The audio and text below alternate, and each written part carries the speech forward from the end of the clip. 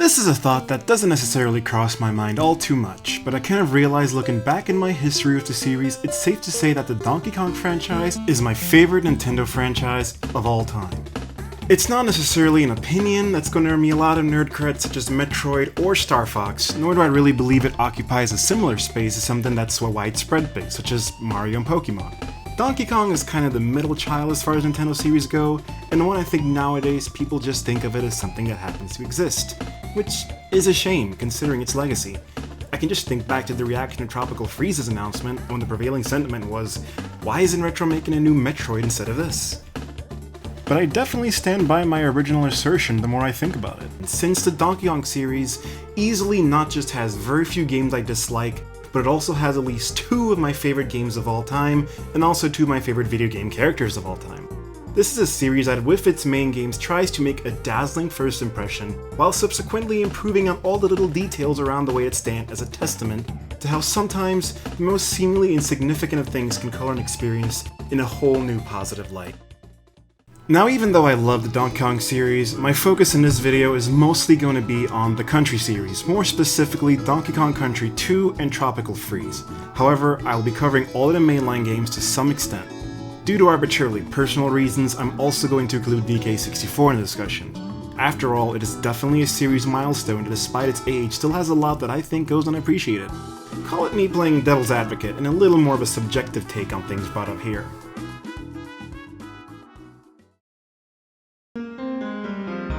Covering the series as a whole is probably as good of a launchpad as any, but using the first DKC as a base is probably the best. It's still amazing to think how inspired of a choice it was to have Donkey Kong helm his own platformer franchise. Sure, Donkey Kong Country was another platformer to add to Nintendo's massive lineup of them, but where it set itself apart was presentation. This isn't just limited to the spectacular visuals, but even the gameplay itself. Iconography can easily go a long way, and if there's anything that makes Rare's work on DKC so profound, it's that for as beautiful as the game was, it made sure that nothing was added that didn't in one way or another correlate to the game's main mechanics.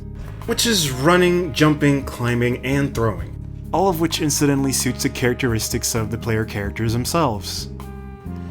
Their pickups are pretty self-explanatory for one thing, so is swinging across treetop vines, and since the primates have the ability to roll, the levels incorporate a lot of realistic feeling slopes. The barrels might just have been a simple carryover to maintain some of the arcade original's tropes, but it's still probably become the most iconic materialistic element of the series, and it's just as well integrated here, since, again, you have levels highly reliant on slopes. A projectile set piece would have to ideally respond to that, which a rolling barrel will, as an extension of your own ability to roll.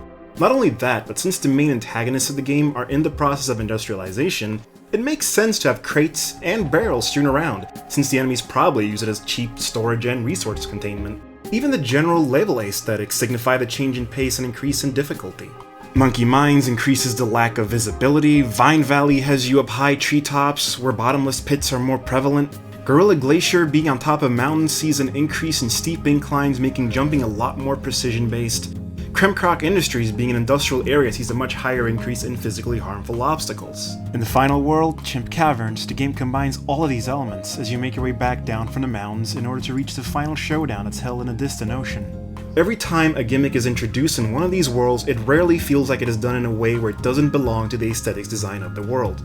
Simply put, if there's one thing you can't fault the first DKC for not having, it's some genuine thought put into how the presentation isn't there to mask the gameplay, but actually complement it. It knows it's a game and uses all of its set pieces in service of pure mechanics to provide something that is unmistakably unique, and with that, a satisfying slew of feedback that makes it a joy to actually play. But it obviously wasn't perfect.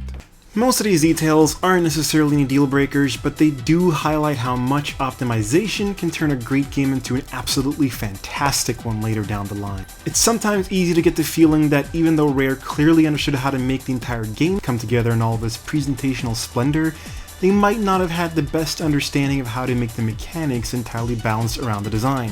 Many levels, particularly in the late game, rely a whole lot on floating platform design, which slows down the flow, and some long stretches of levels end up becoming really frustrating due to some demanding jumps, multitasking, and overall some really poor placement of enemies that is hard to react to.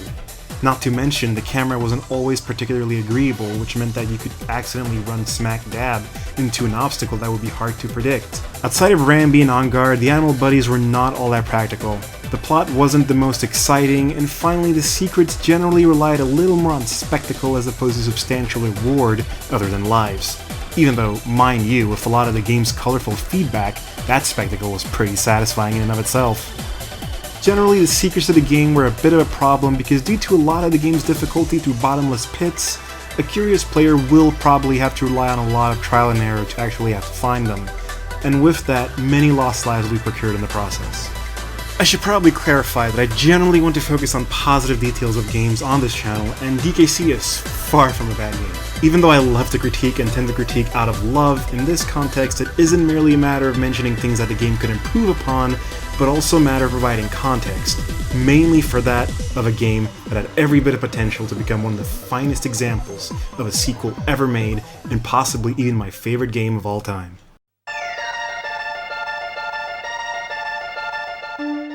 I could probably write pages long worth of analysis on why Donkey Kong Country 2 is an incredible game, but I have at least one more game after this to cover in very major detail.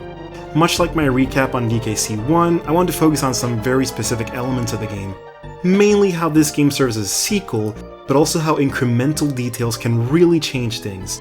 Though you'll have to forgive me if I get a bit ahead of myself here. The main difference between this game and DKC 1 though is that while the former game introduced us to these concepts, it wasn't until DKC 2 that it set some clear-cut benchmarks. I'm going to be covering it in 3 points here. The way the original DKC handled health was a novel concept. Rather than a traditional health meter, you instead had a secondary character that you could tag between. DK and Diddy both had different abilities and stats, and if you get hit as either of them, you lose them, and you have to recover them through a DK barrel.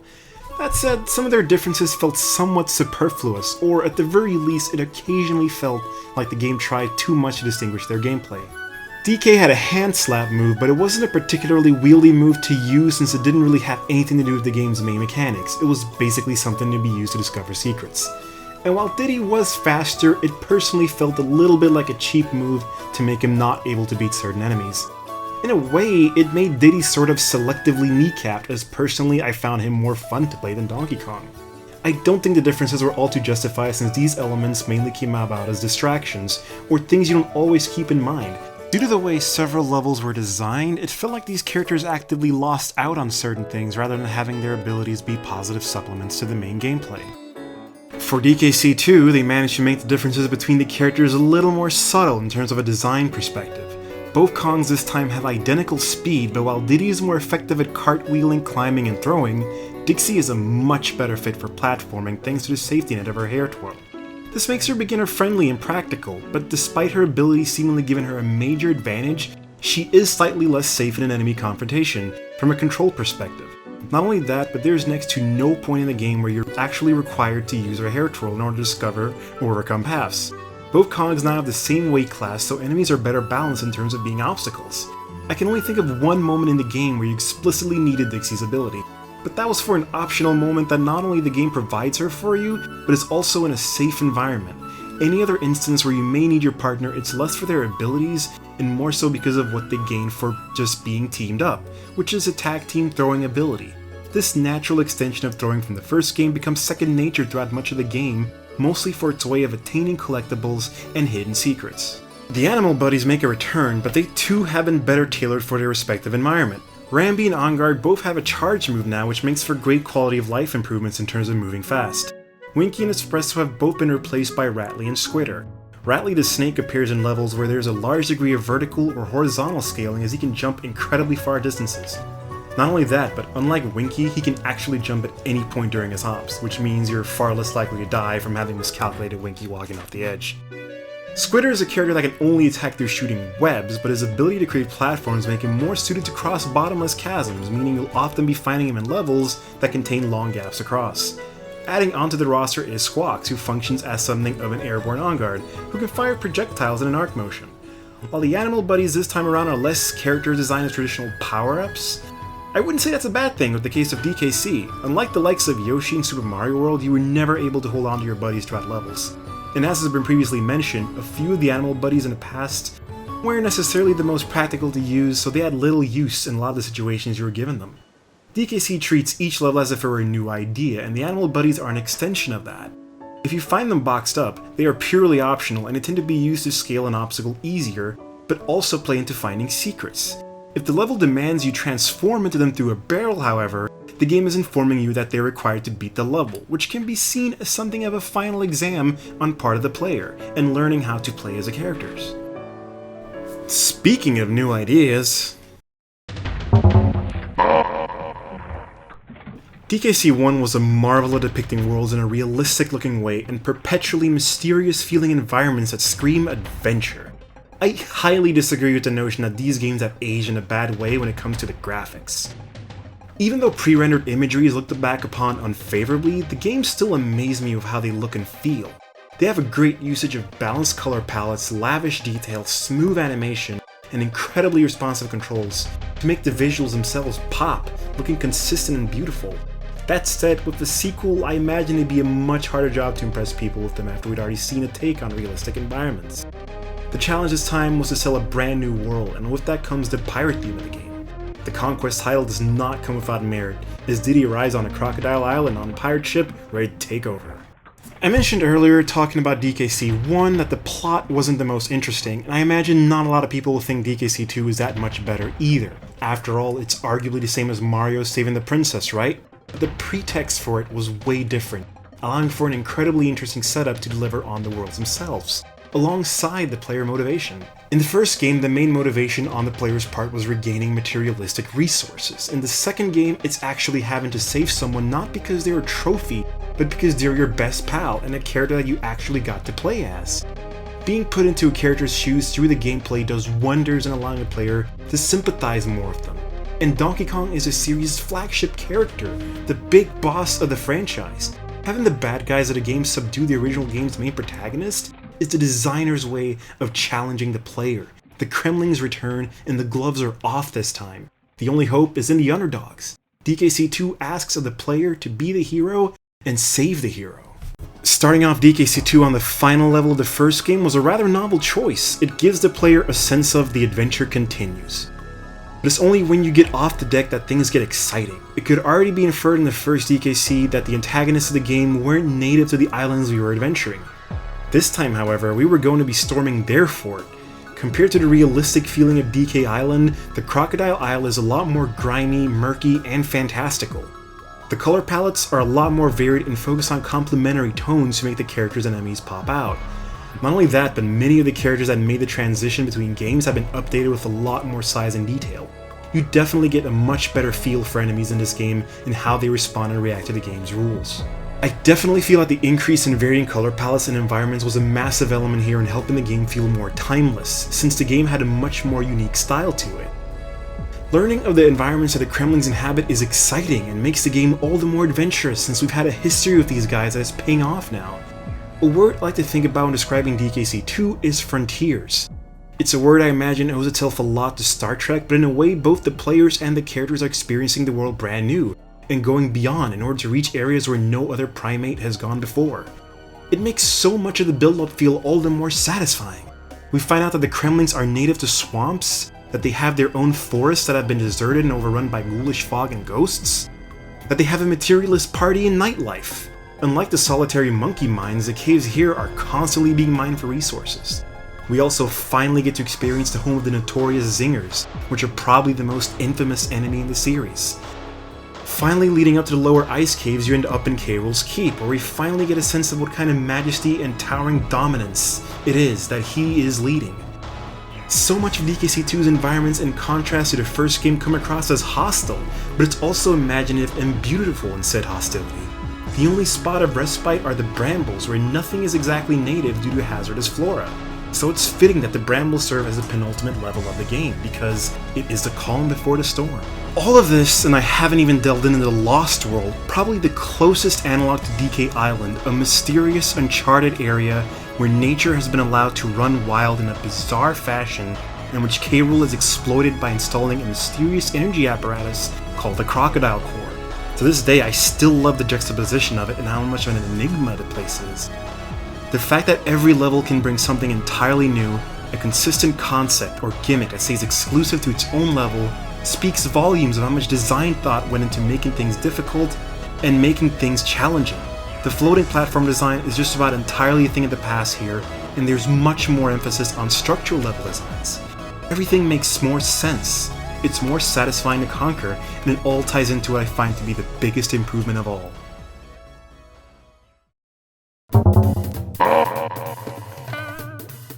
I don't think it's a secret to anyone that one of the things DKC 2 has been lauded for the most is its absolutely marvelous way of handling secrets. There have been a whole bunch of people who have gone into detail as to why the secrets are so masterfully executed in this game. I suggest reading the Secrets of Donkey Kong Country 2 on Sirlin.net for a more comprehensive take, and probably better worded than this video, on the design philosophies of the game's secrets. To put it simply, unlike the first game, everything that DKC 2 has to offer in terms of secrets is a two-way communication between the designer and the player. It's no longer a novelty you find for the sake of extra lives. The levels aren't just designed to be beaten, they're almost entirely designed around the premise of finding secrets. It's not just a matter anymore of carrying a barrel and rumming it up to every wall you can find, or hopping in a bottomless pit hoping for the best. This time around, it's more clear that the designers want the player to find them, so not only are they more logical yet crafty, they also provide substantial rewards. Bananas this time around are used better in terms of directing the players to secrets, and there's never any real point in the game where they might trick the player, which is what the first DKC tended to do on occasion. A stray banana anywhere in the level can often be interpreted as a clue, such as a breakable wall or a pit that's safe to jump into. Bananas making a formation in the form of a letter or arrow is usually also a clue. Make sure to actually investigate things such as suspect-looking cliff edge that doesn't look entirely inaccessible, or perhaps what looks like it may be an object right a few pixels out of your sight. The secrets in this game are actually a challenge, one usually with a bonus barrel at the end that hides a K-Rool coin for you to get. The reward of getting these is ideally the best reward imaginable for a game like this. More gameplay as you unlock the Lost World through the coins, and with that, even harder levels for the Masterful players. The importance of secrets in DKC 2 isn't just a matter of extending game time, but it all ties into the pirate theme and discovery as well. Remember when I said that the first DKC handled iconography well? In this game you start dealing with golden doubloons, treasure chests, and cannons, which tie into the overarching aesthetic. You're plundering the uncharted depths of this foreign land to find exciting new areas and wealth that comes here in the form of gameplay. But the real cream of the crop are Cranky's Hero Coins, aka the DK coin. I'm gonna be frank here and just say I love these things. Much of the game is built around an underdog mentality, having you go against the mold to overcome impossible odds, being a better hero than the actual hero of this franchise, overcoming treacherous paths never explored. It goes on. With the DK coin, it's a matter of you found the secret, but can you go one step further?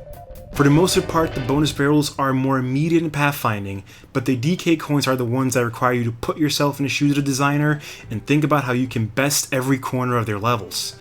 There's only one of these in every level, so you always know it's consistent and attaining. Getting these coins don't provide you with more gameplay. Instead, there's only one incentive you gain from getting these things: the sick satisfaction of shoving it in the face of gaming's most hard-to-impress grandpa. Cranky spent the entire DKC lambasting you for your efforts, well past the point where you had actually proven your mettle, and finally were given the chance to prove the jaded old coot that we're pretty damn good at it? I don't know about you, but getting that humble and sincere distinction from him felt incredibly worth it at the end of the day. It was just an experience getting all of it, mostly because the levels were that fun to play and everything was down to your power of observation. It's all in service of getting the player mentally prepared. The barrels exist for legitimate value, but the Euro coins exist for personal satisfaction and motivation.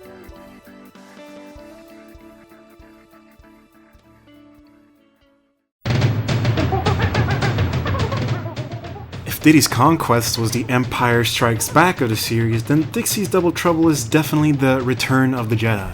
In that I honestly believe people don't give it enough credit in spite of what came before. It's easy to get the sense that this game ended up a little bit overwhelming with many of its side quests and expanded scope, and I do think that DKC 2 was a much more perfect middle ground, but having replayed it recently, I definitely think that it's an amazing continuation in the themes of discovery and frontiers, which have become the series' trademark at this point. The environments this time around have a lot more canyons, mountains, and forestation, which were some of the least explored elements in the previous games. The The game has a much more northern flavor, with some Central European elements sprinkled in. Topographical mountains, dense forest zones, rock slides. There's also an increase in more cartoon elements with maniac factories and mad scientist robotics that feel like they come straight out of old Disney cartoons. It has a lot of charms that make you feel effective as a nature versus industry adventure that the first DKC only barely touched upon as a game. And since the plot is effectively similar to that of DKC 2 but made more nebulous in nature, it has more of an overarching mystery. The levels are also as good as ever, and there's a host of exciting gimmicks introduced in most of these levels that make them almost just as fun as DKC 2 was to play. To be honest, you could make the case that DKC 3 is just as good as the last one, or even better, since it's just as imaginative and broader in some aspects, with a fun world map that had secrets of its own to find. I just personally miss some things that made DKC 2 so elegant. Mostly the spectacular build-up and payoff of it all, the better ability spread as well between the Kongs, but I'm also not the biggest fan of coins substituting the DK coins. Finding the DK coins were a fantastic challenge of their own, so even if some occasional bouts of encounters with them were enjoyable, a lot of it ended up being much of the same, and I wasn't a big of a fan of some instances only giving you one chance to get them within the level. To be honest with you though, a lot of the reasons I found myself liking DKC 384 is part of the reason I like DKC 64 so much. A lot can be said about how needlessly huge that game was, but I do believe it's a game that has a palpable structure due to it allowing you to dedicate a good deal of your time as one character, with the sense of adventure still being integral to its core. Its scope is still incredibly admirable, with a really gorgeous set of worlds. The bosses were by far the best the series had seen up to that point, and they all tie into the fantastic build-up that goes throughout the game, much like DKC 2 does when the game finally finishes with the climactic showdown against K. Rool. That and, man, this game had some punchy sound design. As a producer, I really want to talk more about sound design in the near future on this channel, and how it benefits games, but I'll just say in advance that Rare really had some spectacular audio engineers during the N64 days. Moving onward, the Donkey Kong franchise really didn't stay active aside from a few odd spin-offs and guest star cameo appearances, which again is a huge shame considering how the franchise consistently remained large and popular when its mainline games were a focus. But that finally changed when Retro Studios decided to take a break from the Metroid franchise and try their hand at revitalizing Donkey Kong Country with Returns. From a cynic's point of perspective, I can imagine that 2010 onward had people thinking Nintendo were too trigger happy with creating 2D platformers, but Returns was an incredibly welcome game at the time that reminded people why the DKC franchise was so potent to begin with while making the gameplay highly smoother in the process, and also more deliberate. But as with Rare's first try, there were a lot of elements in the game that Retro would eventually have to come to grips with. Despite the game bringing back and amping many of the elements that made DKC resonate in terms of adventure and set pieces, it often felt like Returns was a little too obsessed with homage. One can't help but think that its standard jungle, ruins, forest, and factory juxtaposition felt a little too samey in retrospect. It also felt a little bit too gimmicky thanks to its large usage of motion controls, which wouldn't have been so bad if it didn't also tack on superfluous features to go along with it. The hand slap is made useful now, but the new blowing mechanic felt like a complete afterthought. Second attempts isn't something I think ought to be begrudged, especially when it comes to improving elements of originals that could have been handled with more care. But as mentioned earlier in this video, Tropical Freeze was a hard pill to swallow for many. People were highly expectant of a brand new Metroid from Retro that could christen Nintendo's next generation console, and platformers were already becoming highly prevalent on the Wii U. It is a bit surprising that a second DKC is what Retro went with, but much like DKC 2, it became something that highly paid off in all the subtle details and allowed Retro to become analogous to Rare's development of this franchise. Just like earlier, I will be listing 3 significant points of favor in separate bullet points.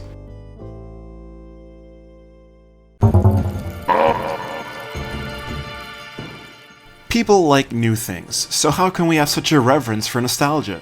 It's not so much that people yearn for things to be exactly the way they were, but more so that people want to feel that same childlike wonder instilled by the things we used to love. That's why characters and icons are important, because we associate something specific with them, but we don't want them to always be stuck in mundanity and reiterating on everything that put them on the map. Tropical Freeze to me holds a distinction that very few games could ever hope to reach. It is one of the most tasteful celebration of itself, while simultaneously understanding that it has to do so through being something new. It's no coincidence that the first shot of the game is the 4 most popular characters of the series celebrating the series' protagonist. Not only does the game celebrate the Country series' 20th anniversary, but it also knows that it needs to look forward in order to provide a truly appropriate homage to itself. Tropical Freeze truly understands when it needs to call back to a memorable element of any of its previous games, as well as how to best maximize the impact of it, but most of the time it's a game that focuses entirely on how it can develop brand new worlds, elements, and keep everything in line with how you expect this franchise to be. An adventure where the land itself is instrumental to every bit of challenge thrown at you. It doesn't take any of the new elements for granted either, which is something Returns kind of ended up doing, partially with its throwaway bad guys. The wreaths of snowmans in Tropical Freeze were designed to be just as much of a consistently potent force as the Kremling race, and I like that. Even though Kremlings are an important element to the DK series, putting so much effort into a new enemy faction shows that, unlike many of the Mario games, the world of DK is a whole lot bigger than we know. For a series like DK which emphasizes the importance of country, this kind of element is highly paramount, hence we return to the point of the matter. It's a game that puts so much thought into all of its brand new elements that this same level of thought and effort is reminiscent of how much Rare put into the series back in its heyday. Another comparison you could make is Metroid Prime 2, which was a game where Retro Studios also decided to forego a lot of elements from the original Prime that were highly reminiscent of the series' past in order to provide something brand new that still felt every bit as true to the franchise. And, of course, if there's any place where the dichotomy of old versus new manifests the most, it's in the second point.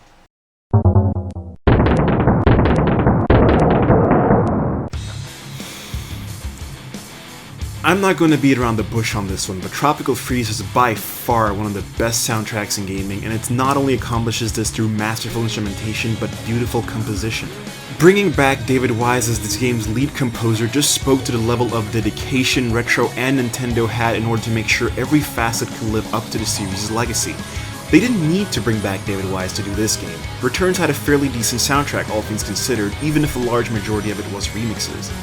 It begs the question, why David Wise and why now? I like to think it has to do with him being probably the most qualified to be able to depict what a truly new Donkey Kong Country could bring to the table, in terms of sound. The soundtrack is the representation of the game itself and all of its careful, meticulous design. All the beautiful melodies that Wise has composed throughout these years come across here in a masterful fashion, and not even for the sake of remixes. A majority of the tracks that are in this game expose such a melodic richness and resonance to them that it'd be easy to imagine them being composed in the SNES era. The Sticker Brush Symphony remix isn't even used in a level it's in for very long, but where it plays, it's just such a wonderful moment where you can kick back and relax. The rendition itself personally makes me think of sitting with old friends in front of a campfire, reminiscing about great times and thinking about where we are in life now.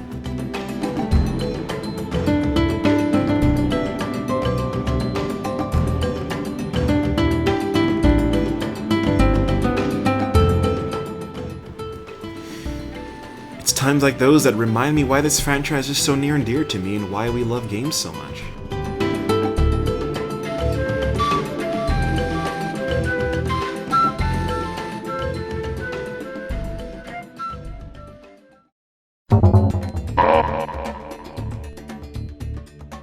This could be seen as an extension of the first point, but everything comes together in such a spectacular fashion that I'm honestly not sure where to make a better point about it than here. Tropical Freeze's premise is set up in such a great fashion, much like DKC 2, that it capitalizes on the advantages of us maintaining series reverence. The story is actually fairly similar to New Super Mario Bros. U, where it's less about traversing the land and more so about making your way back to retake it. Except it makes so much more sense here because, as has been previously established, worlds are important in Donkey Kong. As much as the plot in this game is an excuse to have a game, much like DKC 2, it's a plot that matters because it enables the player to explore more varied worlds in order to salvage what we understand as home. Players often have different understandings as to what a plot in games is meant to emit, but more importantly than complex plots, it's important for plots to be contextually satisfying. Let me take a time out and explain exactly what I mean by that. Let's make a complete swerve here for a while and compare two different platformers that came out during the same era as Retro's Donkey Kong games, Rayman Origins and Rayman Legends. Setting aside that these two have very similar gameplay and that it's possible to debate which is a superior game, if there's one thing I'd say that Rayman Origins excels at, it's definitely plot and context. The game immediately sets up a simple source of conflict surrounding the protagonist's lackadaisy behavior, frustrating evil underworld denizens. Those denizens end up retaliating, which results in a capture of the world's main source of energy, causing the ostensible creator of the world to enter a nightmare slumber that sends the world into chaos. Your goal is to recover the Electus and restore the world, but when you get to the final world above the clouds, you find the massive fortress of death machines that has been constructed and fueled by your assistant NPC, which has taken advantage of you and the situation to forward his own plans of world dominance. After the twist, you have a climactic showdown and finally beat the game with a sense of accomplishment. Unless you decide to actually settle a score with those denizens who started the problem in the first place. And if you do so, you're greeted with one of the most diabolic bonus levels in games. Context? Payoff. In contrast, Rayman Legends didn't really have any of this. You were left off with only a very vague plot about the previous game's antagonist having split into 5 separate beings and taken over different parts of the world. Most of this can't be fully inferred in the game itself, unlike the predecessor, and each part of the game ends identically, including the endgame itself. It doesn't really make the ending of the game that particularly satisfying once you beat it. Even the bonus level lacks a certain level of pretext. There's little payoff in much of anything that is Rayman Legends. As solid as the game itself still is, it's not as fully satisfying to complete, partially because players appreciate driving incentives. And the more you can integrate that plot, not just for the sake of the player, but for the sake of its mechanics and world, players will have far richer experiences because of it. This is something that Tropical Freeze fully realizes. The moment the new villains are introduced, we instantly know from the way they look, act, and behave how they operate and what they're out for. It sets up a reason for the player to want to complete the game, and does so through the exploration of worlds that tie into every core mechanic that has since the previous game been improved and amplified. The 3 playable Kongs all serve as extraordinary supplements to accommodate different aerial playstyles, and no mechanic is useless or cumbersome to execute.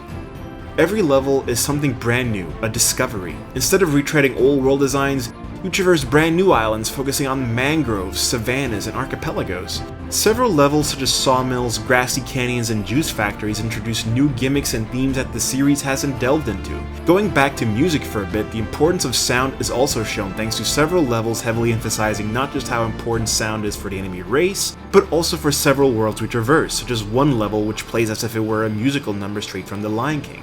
All of it is back-ended by masterful design which teaches the player through the gameplay with pattern level design that maintains a steady difficulty curve and theme throughout. Not to mention it's incredible how much quality can maintain with how much longer these levels have become. And every single point brought up in this particular section comes back full circle when we finally reach the final world of the game, DK Island. Now frozen over and completely restructured, this is a revisit that this game has earned in all the right ways. Old levels have been remade to some of the series' hardest levels, and the grand finish.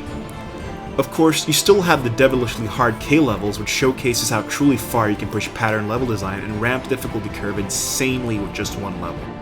That, and there's a lot of post-game content to beat. Heck, the game is just a joy to speedrun as well. The game in general is so versatile.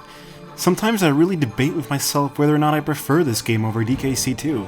I think that game is much better designed emphasizing secrets, but Tropical Freeze just overall hits the right buttons. It's really hard to maintain straight reasoning due to how much these games have influenced me, but I think that just speaks to their individual qualities and how at the end of the day, they're not just timeless games, but also games that show how to truly value presentation and homage. I'm a huge proponent for games trying their hardest to be able to set themselves apart, and to that end I think seeing development teams consistently trying their hand at making new games is often a fruitful thing. But when I see games like Donkey Kong Country 2 and Tropical Freeze, I tell myself, this is the reason sequels exist. Games mean a lot of things to different people, and I don't think it's always possible to pick apart everything to analyze why we love them so much at a microscopic level. With this franchise though, it's been so much different. Part of me was kind of scared to analyze Tropical Freeze so much up close because there's very few games that can still maintain that magic veneer to make me smile for the most seemingly mundane reasons. But the details have always mattered in this series, details that all exist to show how presentation can bolster a series of mechanics that never once stay scripted. And there's very few things as satisfying to finally stand on top of that final encounter, having beaten the final boss and coming face to face with the end credits after everything, to realize how much you've overcome. Because with games like these, you brave those impossible odds. With games like these, the true hero all along was you. This has been the first episode of Ghastlycrate, a channel dedicated to talking about all the small details in games that go unappreciated. Thanks for watching, hope to see you subscribe, and hope to see you in the future.